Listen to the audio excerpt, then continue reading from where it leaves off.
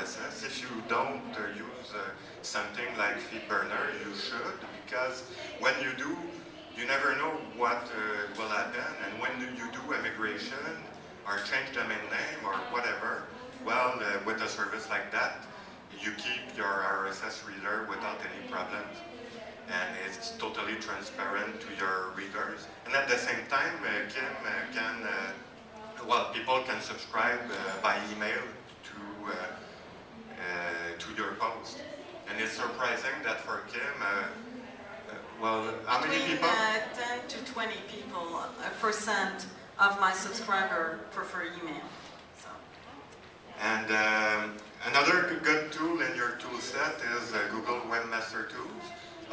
And of course, when you do a conversion, it's really helpful because it will tell you the different links from your site and your domain that it finds and that are broken.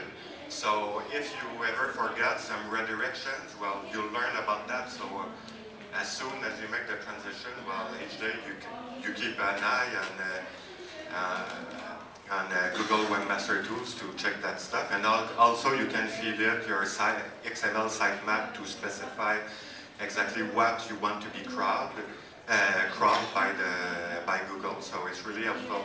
Also for advertising, well, Kim uses have some deals with some ad networks. So we have some JavaScript to refer to these ad networks. On some properties, she also uses Google AdSense. And we decided also to implement OpenX on our server. OpenX is an advertising platform so that we can use for our own needs. So, and what's really great about OpenX is we could define the different spots in our page that are the advertising zones, but since we have to, it gives us total control to have a simple JavaScript at the end of the page that will populate all the different advertising spots so that it doesn't block, external scripts doesn't block the loading of the page like Kim explained before. And with OpenX we can also refer, it's with OpenX that we control either the advertising that she sells directly to advertisers or external ad networks that we use. It's OpenX that will decide what to display in the site, so she can now manage that herself right now without changing any code in the website. And one thing also is that for the same spot, say my premium spot, Glam might not sell all my inventory because they mostly in the US. So in Canada, I often use another ad network for the same spot. So with OpenX, that can also be managed. So we have a really complex advertising chain for the ad network, and OpenX helps up a lot with that.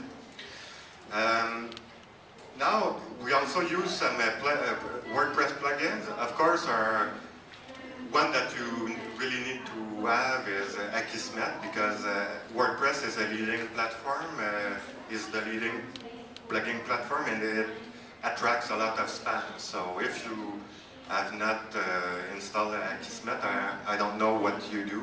Maybe you like moderating comments every day, but when you have a lot of spam, it's not really a fun thing to do.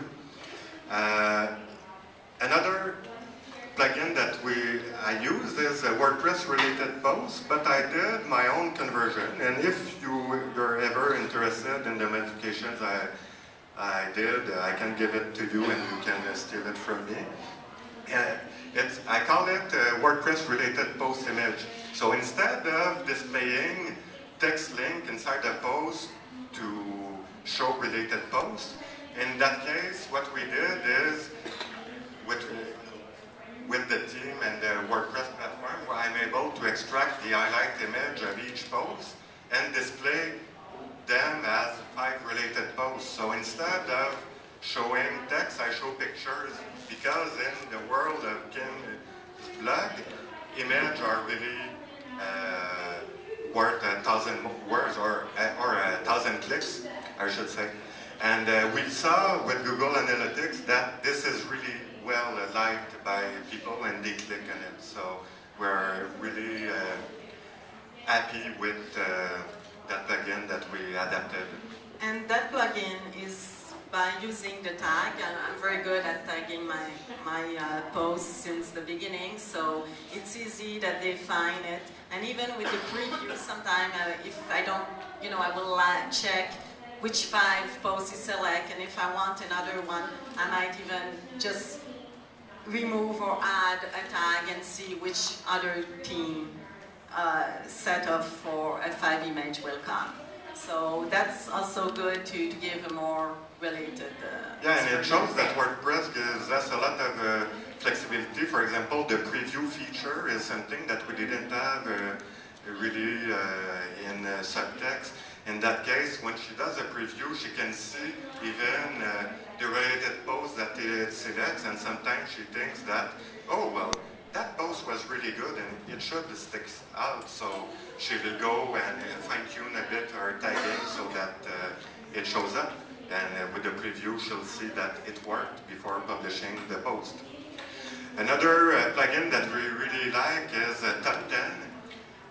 Our team had a tab strip widget which shows popular posts, latest comments, latest posts and tags, but the popular posts were displayed based on the number of comments.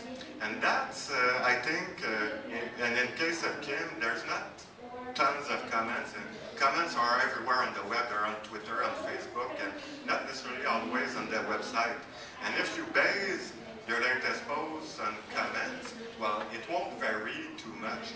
So what we decide to do is, with Top 10, we could simply change settings, and